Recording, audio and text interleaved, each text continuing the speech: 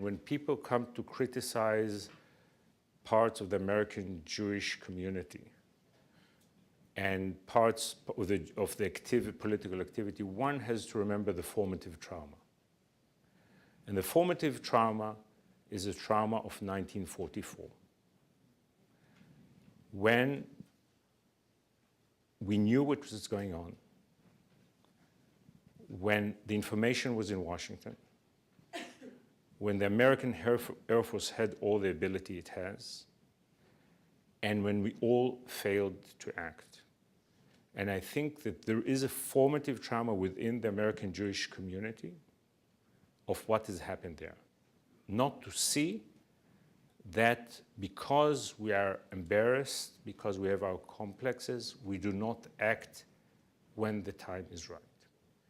Now, many people criticize the mentioning of that trauma, but I think we have a right to remember that.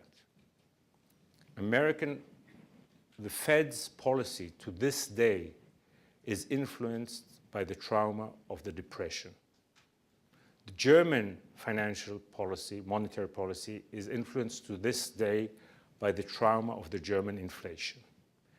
We are a people that had experienced the most dramatic of traumas. And therefore, I think it is legitimate for us to have it in our veins.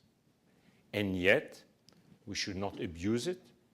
We should not abuse the power we have. We have to be cautious. We have to be listening.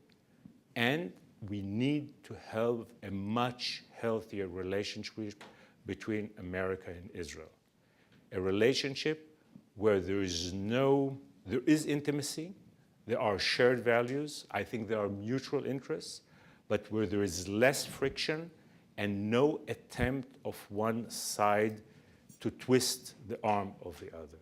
And in this sense, I really hope that we will have a much more noble and respectable relationship than some of the things that we've seen in recent years.